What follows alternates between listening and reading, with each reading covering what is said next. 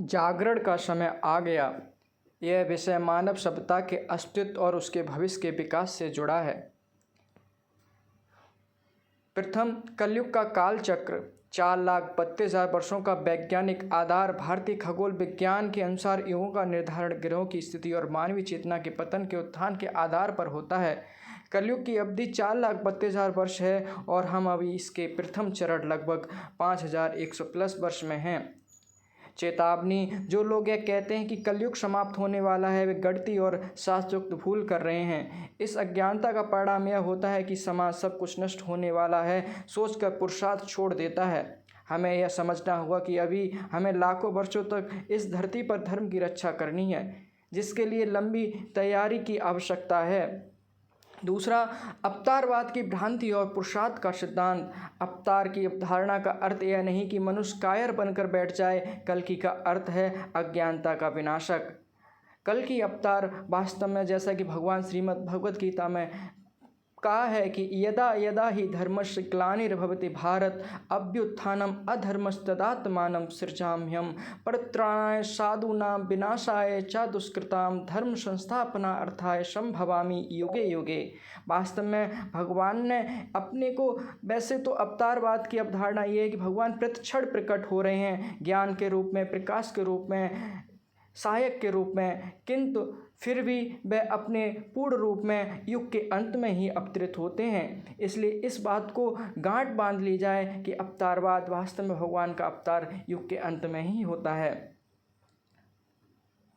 जब हम कहते हैं कि अवतार में समय है तो हमारा अर्थ है कि मानवता को अभी स्वयं का विकास करना है। ईश्वरीय शक्ति भी उन्हीं के माध्यम से कार्य करती है जो पात्र तैयार होते हैं। यदि हम अकर्मण्य रहें तो हम अवतार के उपकरण बनने के योग्य भी नहीं रहेंगे। इसलिए दूसरों पर आश्रित रहने के बजाय स्वयं को निमित्त बनाना ही असली धर्म है। वास्तव में भगवान ने निमित्त बनने की आज्ञा दी है, जैसा कि श्रीमद् भगवद गीता में भगवान ने अर्जुन से भी कहा है, निमित्त मात्रम भव्य विशाचीन। एनाटॉमी, जैविक सीमाओं का उल्लंघन। आधुनिक एनाटॉमी हमें बताती है कि हम अपने फेफड़ों की क्षमता का केवल 20 से 30% और मस्तिष्क के न्यूरॉन्स का बहुत छोटा हिस्सा उपयोग करते हैं। जब हम प्राणायाम और आंतरिक शोधन करते हैं तो हम अपनी सेलुलर श्वसन को इतना उन्नत कर सकते हैं कि शरीर न्यूनतम ऑक्सीजन में भी उच्चतम कार्य कर सके। हमारा पीक पोटेंशियल वह स्थिति है जहां हमारा शरीर रोगों के प्रति अभेद हो जाता है और मस्तिष्क की अल्फा और गामा तरंगें हमें सुपर लर्निंग की अवस्था में ले जाती हैं। आगे, कर विज्ञान, उंगलियों के पोरों से ऊर्जा का प्रबंधन। आयुर्वेद में कहा गया है, कराग्रे वस्ते लक्ष्मी, उंगलियों के अग्रभाग हमारे शरीर के बायोमैग्नेटिक टर्मिनल्स हैं। एनाटॉमी की दृष्टि से उंगलियों में मैग्नो रिसेप्टर्स का घनत्व सर्वाधिक होता है। जब हम विशिष्ट मुद्रा बनाते हैं तो हम अपने मस्तिष्क से सोमाटो सेंसरी कॉर्टेक्स को विशेष संकेत भेजते हैं। यह क्रिया शरीर के भीतर अंतःस्रावी ग्रंथियों को संतुलित करती है। उंगलियों के इन स्विच के माध्यम से हम क्रोध, भय और आलस जैसी ऊर्जाओं को क्षण भर में रूपांतरित कर सकते हैं। भविष्य के म्यूटेशन और जेनेटिक संवर्धन। भविष्य में म्यूटेंट शब्द गाली नहीं बल्कि गौरव होगा। हम एक ऐसी स्थिति की ओर बढ़ रहे हैं जहां डायरेक्टेड इवोल्यूशन, निर्देशित विकास होगा। विस्तार, क्रिस्पर-Cas9 जैसी तकनीकें से हम ऐसे जीन सक्रिय कर पाएंगे जो हड्डियों को लोहे जैसा मजबूत और आंखों को अल्ट्रावायलेट किरणों को देखने के योग्य बना देंगे।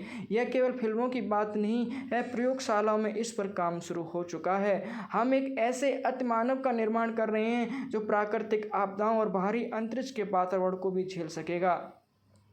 अंतर्मुखी बनाव, बाहिर्मुखी सभ्यता का महाटकराव। बाहिर्मुखी सभ्यता पश्चिमी मॉडल बाह्य संसाधनों, हथियारों, मशीनों पर टिकी है। अंतर्मुखी सभ्यता भारतीय मॉडल आंतरिक ऊर्जा और चेतना पर टकराव। बाहिर्मुखी सभ्यता विनाशकारी हथियारों से लैस है, जबकि अंतर्मुखी लोग संख्या में कम किंतु गुणात्मक रूप से श्रेष्ठ हैं। यदि अंतर्मुखी सभ्यता ने वायु विज्ञान को नहीं अपनाया तो वे इतिहास के पन्नों में दब जाएंगे। जीत उसी की होगी जो अपनी आंतरिक शांति को खोए बिना वायु युद्ध में निपुण होगा। ब्रह्मचार्य का विज्ञान, ओज और तेज का रूपांतरण। ब्रह्मचार्य केवल शारीरिक संयम नहीं है, यह एनर्जी कन्वर्जन की प्रक्रिया है। शरीर विज्ञान के अनुसार वीर के निर्माण में शरीर की बहुत अधिक ऊर्जा और पोषक तत्व खर्च होते हैं। जब इस ऊर्जा को ऊर्ध्वगामी किया जाता है तो यह ओज में बदल जाती है, जो सीधे मस्तिष्क के न्यूरल पाथवेज को शक्तिशाली बनाती है। यह शक्ति एक साधक को वह मानसिक मारक क्षमता देती है जो बड़े से बड़े संकट में भी विचलित नहीं होते। शस्त्र और शास्त्र अनिवार्य सामरिक संतुलन। भगवान कृष्ण का जीवन इसका सबसे बड़ा उदाहरण है। उनके एक हाथ में मुरली थी और दूसरे में सुदर्शन। आज के परिवेश में हमारे सुदर्शन चक्र AI, ड्रोन, साइबर वेपन्स और जेनेटिक डिफेंस आदि, जिसमें साइबोर्ग आदि की आने वाली तकनीकी, यदि हम केवल शास्त्रों की बात करेंगे तो हम कुचल दिए जाएंगे। हमें अपनी यौगिक संपदा अंतर्मुखी धन को बचाने के लिए आधुनिकतम हथियारों का निर्माण और संचालन सीखना ही होगा। भारत का पुनरुदय। सोने की चिड़िया 2.0। भारत को पुनः सोने की चिड़िया बनाने का अर्थ केवल धन दौलत नहीं बल्कि ज्ञान संपदा है। जब भारत के पास दुनिया का सबसे उन्नत लाइफ साइंस, योग, आयुर्वेद और सबसे उन्नत डिफेंस साइंस होगा, तब विश्व हमारे सामने नतमस्तक होगा। हमें अपनी अंतर्मुखी प्रतिभाओं को पेटेंट कराना होगा और अपनी तकनीकी श्रेष्ठता को सिद्ध करना होगा। अंतिम चेतावनी, आत्मनिर्भरता ही एकमात्र सुरक्षा आने वाले समय मानव और मशीनी मानव के बीच के अंतर को समाप्त कर देगा। टकराव के इस युग में विजय उसी की होगी जो अधिक प्रपाक्य अर्थात मेच्योर होगा और वैज्ञानिक होगा।